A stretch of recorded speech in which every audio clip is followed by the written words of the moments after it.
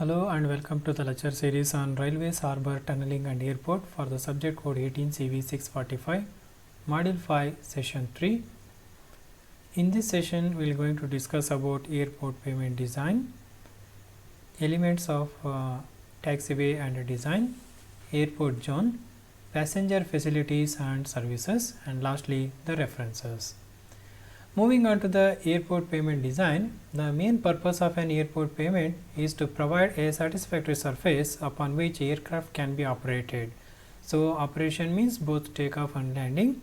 The term payment or a payment structure is usually defined as a structure consisting of one or more of a layer which is going to be take up the load which is designed for its purpose. Airport payments are designed to achieve the following objective. So, as we know that to distribute the concentrated wheel load so that the bearing capacity of the subgrade soil is not going to be exceeded. So, whatever the thing we are going to be design. So, in the airport payment design, the wheel loads, the aircraft wheel loads are going to be distributed over the subgrade.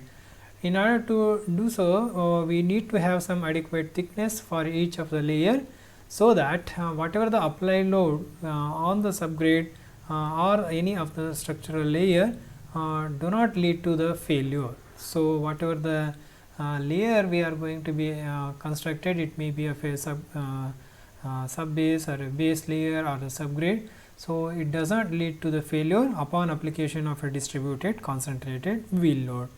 So, apart from that one, the airport pavement is always going to give the clean surface which is free from the dust and particle, so that whatever the air it is going to be blown or it is picked up from the aircraft propellers.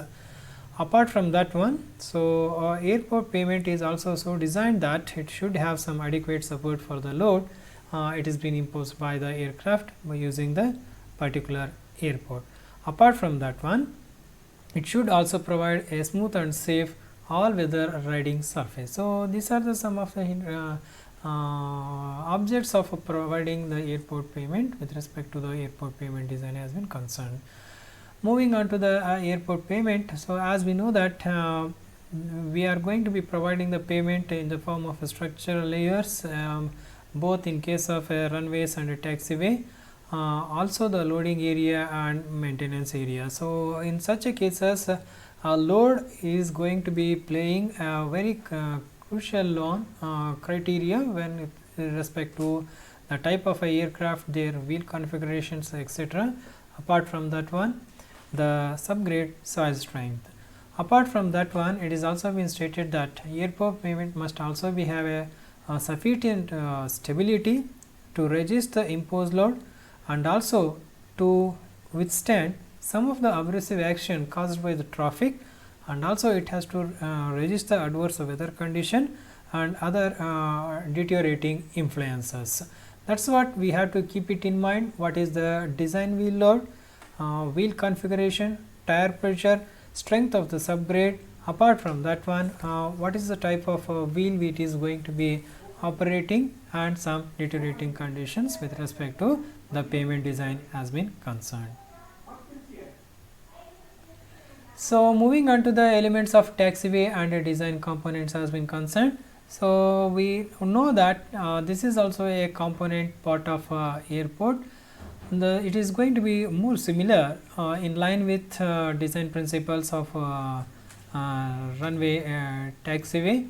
Runway has been concerned. So, the same thing we are going to be discussed. First one is going to be the length of the taxiway, width of taxiway, then width of a safety area, longitudinal and transverse gradient, rate of change of longitudinal gradient, side distance and turning radius. So, all these are going to be called as the elemental component of taxiway and its design. Moving on to the first criteria, that is with respect to length of taxiway. So, whatever the length we are being concerned, it should be always as short as possible. So, whatever the length, it is going to be practically it should be shortest, because it saves the fuel consumption. So, no specifications has been given and no limiting value for the length of taxiway. So, we can judiciously design the length depending upon the type of aircraft we have been operating. Moving on to the width of taxiway, so always we know that taxiway is going to be lesser in the width as compared to the main runway. The speed of the aircraft on the taxiway is always going to be lower as compared to the runway. So only the thing is a pilot can comfortably maneuver the aircraft over a smaller width of a taxiway. So hence radius and deflection angle is also going to be taken into account when we are going to be concerned the width. So width is also going to be concerned because as we know that in the airplane we are going to be having a circling radius and a turning radius. So as we know that it's a nose gear and landing gears has been done. So to completely take the circle, radius and maneuvering is going to be smoother. So that's what width, whatever the taxiway we have been providing, you should not give or take away the aircraft from the main taxiway. Next is going to be the width of a safety area. This area will going to include the shoulders of the taxiway on the either side. Partially it may be paved, or sometimes it is going to be added with the area. It is going to be taken with respect to grading and also the drainage. So that is going to be the total width of a safety area when been taken into account. So this may going to be sometimes extended up to the point where it going to be intersecting the parallel runway or the taxiway or going to be the apron. So beyond that one we should extend sometimes so that it should take or it should intersect the other components like runway or the apron. So usually bituminous treated shoulders are going to be provided.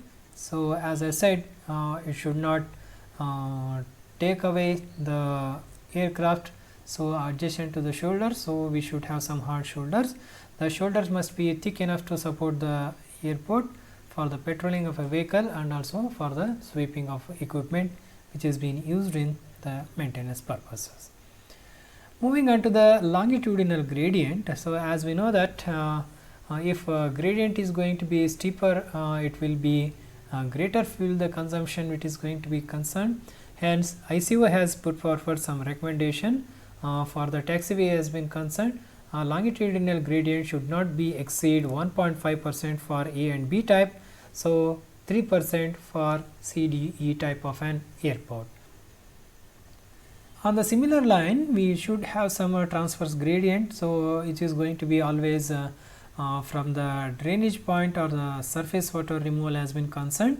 So once again ICO has put forward the guidelines for the taxiway payment. So in the transverse gradient, it should not exceed 1.5% in case of a ABC type. Similarly, 2% for D and E type of an airport. So ICAO does not specify any value for a transverse slope with respect to the taxiway shoulders has been concerned, but FAA has recommended that it should be 5% for the first 3 meters and 2% for all the type of an thereafter for the all the type of an airport has been concerned. So next is going to be the rate of change of a longitudinal gradient. So this is the change in the rate of a slope in the longitudinal direction. So according to ICO, in any of the case this value should not exceed 1% for every 30-meter length of a vertical curve, that is in case of a ABC type of an airport. So it can be extended up to 1.2% in case of D and E type of an airport. Moving on to the next element of a taxiway, that is called as a sight distance. So as I told you in the beginning, so this taxiway is going to be connecting the apron or the exit taxiway or with respect to the any of the thing from the main runway. So always sight distance is going to be important. According to ICO recommendation, the taxiway must be visible from a 3-meter height for a distance of 300 meter for ABCT type. So this distance may be a 250 meter visibility from 2.1 meter height for D and E type. It means minimum 300 meter from a height of 3 meter for ABC and 2.1 meter height from 250 meter for other type of airport. Next is going to be the turning radius. So as I had explained, whenever we are going to be take safer maneuvering of our aircraft, so in the direction of a taxiway we are going to be providing a horizontal curve. So this horizontal curve should possess the radius by using the standard formula. R is going to be equal to V square by 125F. So in this case, capital V is going to be the speed of an aircraft is moving on the taxiway in terms of kilometers per hour, whereas the F is going to be the coefficient of friction between the tires and the surface of the runway. So it is usually considered as 0.13. By substituting in this formula, we are going to be getting obtain the horizontal curve radius in terms of meters. So for airport, it is going to be serving a subsonic jet type of air transport. Minimum value of this should be 120 meter. So suppose if case airport is serving supersonic type, so in that case minimum is going to be 180 meter.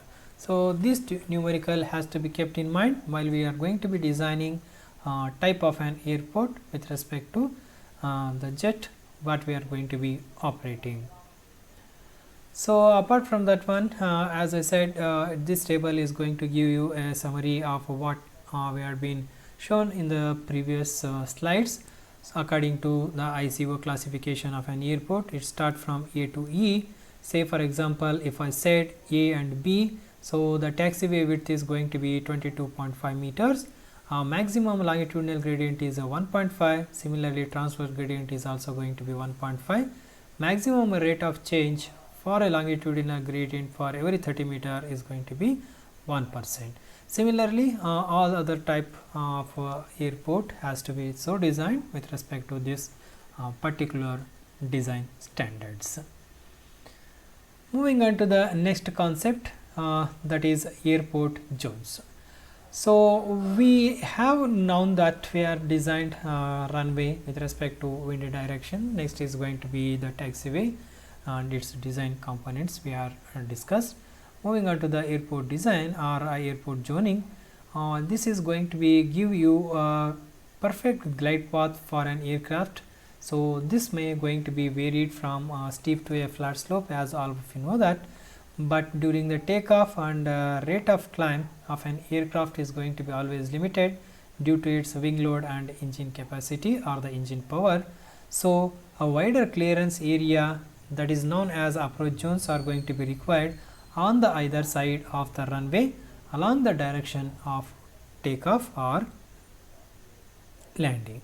Say for example, this might be for runway.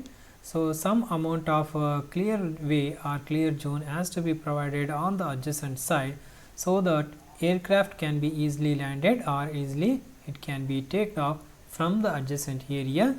So such clearance areas we are going to be called as an approach zones. Over this area, the aircraft can be safely gain its altitude. That's what the thing it has been explaining. So it has to take safer operation with respect to landing and takeoff means this entire airport zone of this area has to be kept free from the obstruction so that it is going to be take its path or glides its path very much easily. The plan of an approach zone is the same as that of the approach surface has been concerned. Only the difference between the approach surface is going to be somewhat imaginary. So it actually indicates actual ground area. So airport zone, we are going to be having two type of a airport zone. One is a clear zone and turning zone. What are those we are going to be discussed now. Clear zone, it means the innermost portion of an approach zone which is the most critical portion from the obstruction viewpoint is called as clear zone. The purchase of this land in this zone is recommended for the effective implementation of a zoning law. It means zoning laws are going to be implemented. It is not necessary to grade this area, but all the obstruction it is going to be there in the gliding path has to be cleared or it has to be removed. Naturally, a level area is preferred, but it is not essential. So as we know that fences or some ditches or some minor obstacles might be permitted according to zoning laws. So this is how the clear zone it's been given.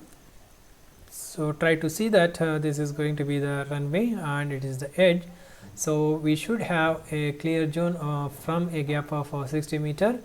Then whatever the width we have been provided at the starting is going to be nomenclated as a W1.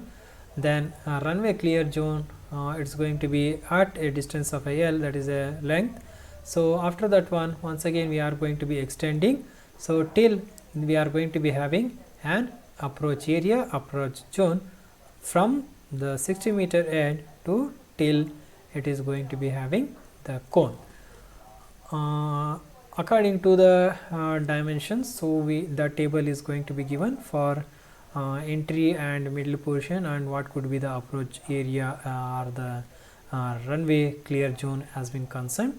For instrumental landing system, that is a ILS facility if you are having it, so W1, so this width W1 should be of a minimum 300 meter. So whereas in case of runway clear zone, so W2 is going to be 525 meter and length, that is a clear zone length, should be L is going to be 700 meters. So that is how we are going to be deciding the instrumental landing system. Similarly, if it is going to be a non-instrumental landing system, so exactly half of the entrance, that is going to be the 150 meters and 270 meter, then length is going to be 600 meters is provided approximately for larger airport. Similarly for the small airport, what we are going to be talk about clear zone. So next type of a zoning is called as a turning zone. The turning zone is the area of an airport other than the approach area and is going to be intended for turning operation of an aircraft in case of emergencies like failure in the engine or trouble in smooth working of aircraft. Suppose if it is going to be experienced during the starting or takeoff, so in such a case pilot takes a turn and come back in line with a runway before the landing. So this zone is going to be called as turning zone. So according to the discussions with respect to the zonal concept and instrumental runway system has been concerned. So turning zone, any object located within a distance of 4.5 kilometers from the airport reference point is considered as an obstruction. So if it is going to be exceeding 51 meters above the ground or it is been established at a airport elevation, whichever is going to be the more. Apart from that one, if any object which is going to be located beyond the distance of 4.5 kilometers from the airport reference point is considered as an obstruction if its height exceed 51 meters plus 30 meter for each additional 1.5 kilometers distance it has been traveled from airport reference point, or if it is exceeds 150 meter within a distance of 15 kilometer from the airport reference point. So that is going to be called as an turning zone. So that is about the airport zoning, that is clear, and turning zones has been concerned. So as we know that we should provide some passenger facilities and services. So this I had explained in details with respect to the passenger facilities or the layout components has been concerned. Very quickly I will going to explain few of the point.